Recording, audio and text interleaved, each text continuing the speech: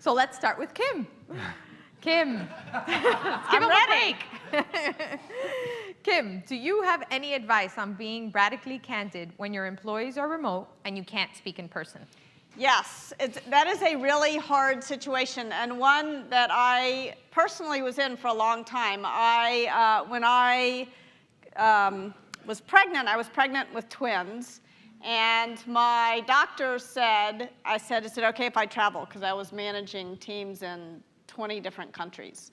Or something, a lot, all over the place. And I said, is it okay if I travel? And she said, well, anytime you're thinking of taking a trip, just ask yourself, is that trip more important, or are the hearts and lungs of your children more important? So I didn't travel for a long time, for the whole pregnancy, and then they were born, and that was its own set of problems. So I spent a lot of time over video conference. And I would say a few things. One is when you're managing people remotely and you can't travel, or even if you can travel there occasionally, it's really helpful to have short conversations on a more frequent cadence. So talk to them every day, every other day. I once worked for a man. I was in Moscow and he was in New York. And he claimed he could feel, he used to manage people in the 60s in Africa, and he claimed he could sense somebody's mood over telex if it was going back and forth. So if you talk, and he did that because he connected often. So I think more frequent. There's a hierarchy of mediums. Like if video is better than phone, phone is better than email, email is better than text. So shoot for video at least. And the other thing that I used to do is I would occasionally get on the time zone of another country. So there'd be a week where I would work Dublin hours. So I'd come in at weird hours to the office. It was a pain in the neck, but much less painful than actually flying there. And the hearts and lungs of my children were okay. So I think that I'd wind up doing things like having drinks with the team at 9 a.m., chugging a beer. But silly little things like that actually went a really long way to establishing a personal connection. Another thing that I did was, not just because it wasn't just about me, of course, it was about the whole team. I opened up a Hangout, a Google Hangout, on a big screen in all the break rooms to all the offices. So you could kind of recreate, when the time zones worked, which they often didn't, but for certain hours of the day, you could recreate sort of water cooler chat virtually in different countries, which helped. So I would say you can get, I was surprised. I felt like I got 75% of the value of being in person by just being very conscious of talking more often, using video, and doing oddball things like having drinks at 9 in the morning. I think she just solved a lot of our problems, and we're done here. Now it's your turn. All right. How do you operationalize the flexibility you aspire to? Two pizza teams are great for nimbleness, but in aggregate, their experiences are often incoherent. How to balance speed and coherence?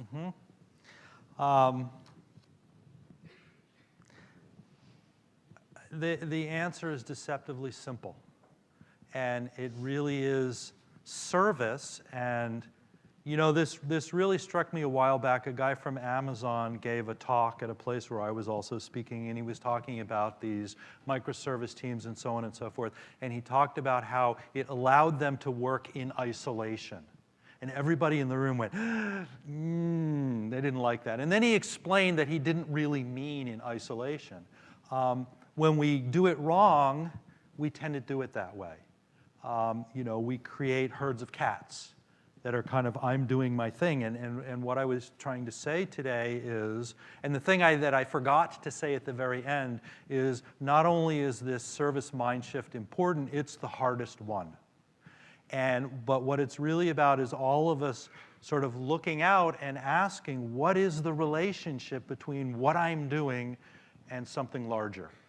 And in a sense, you guys know how to do it. It's user-centered design from the inside out. It's I'm making this thing, or I'm running this group, or I'm doing this thing what is its larger benefit? Who cares? So it really, and you will see groups, and it's not just microservices. You will see IT help desks, where you have people who are kind of like, okay, I got a ticket, I did the thing in the ticket, I'm done. Without asking, did what I did solve my user's problem? And if not, what do I need to do?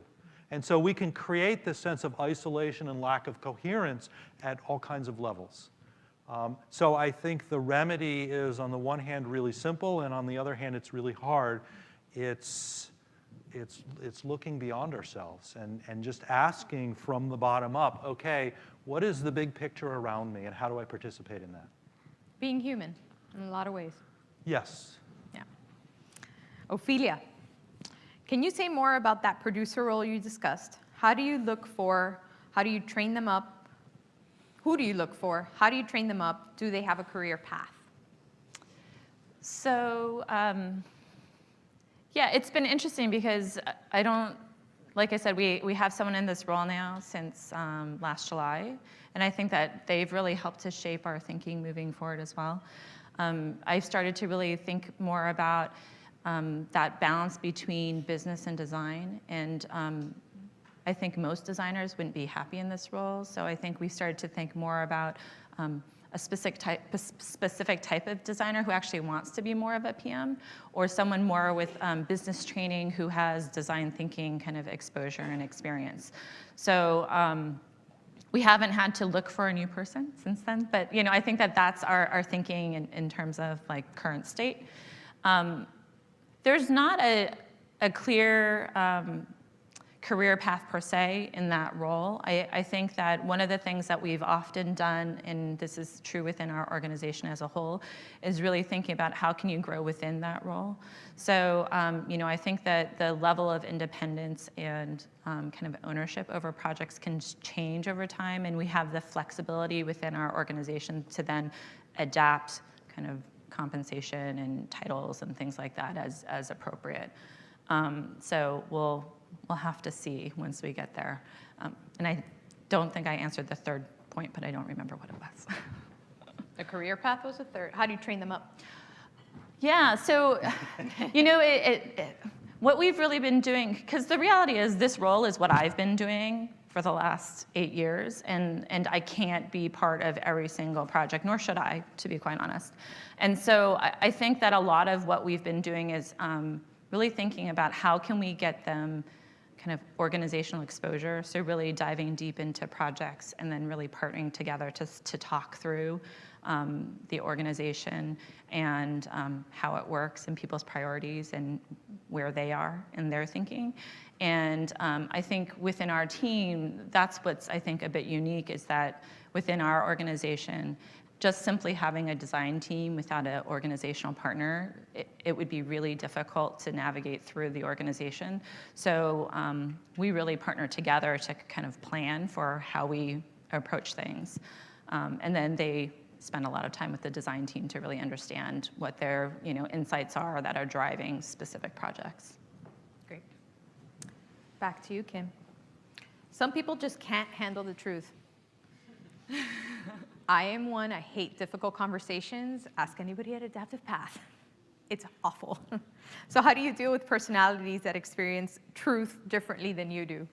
So a few things. First of all, I would say beware of the word "the truth." The truth is a dangerous word. The truth, there's not a lot of humility in the truth. So if I say to you, I'm going to tell you the truth, I'm sort of also saying you don't know what the hell the truth is, right? There's, and I do, and none of us has a pipeline to the truth. So I think that when you have someone who really is very sensitive to criticism in particular, a few things are true. One is remember that you may be wrong, and make it very clear to the person. Here's what I think. What do you think? All of a sudden now you're on a more equal footing, and it's much easier for the other person to take.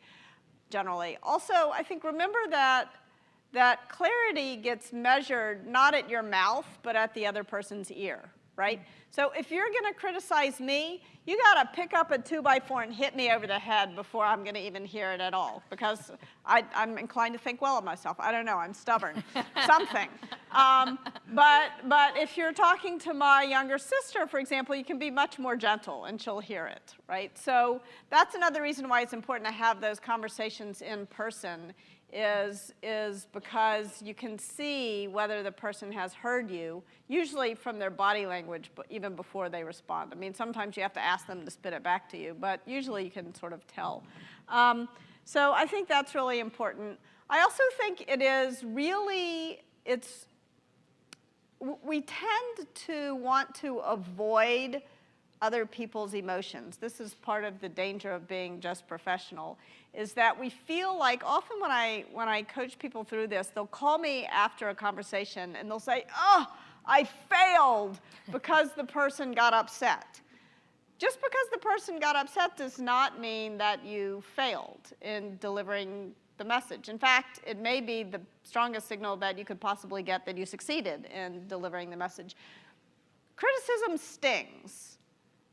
And there's no getting around that fact. There's no such thing as emotional anesthesia that I know of. So it's often what you're gonna say to somebody is gonna sting. That's part of the reason why I don't like the word like constructive criticism or whatever. I mean, the person may not take it constructively. That's not your fault. Like you don't manage other people's emotions. If you can manage your own emotions, you're batting way above average, right? So if you focus on remaining calm yourself and remaining present to and compassionate with the other person's emotional reaction, I think you'll go pretty far. Does that help? A little bit, I think. Speaking for myself.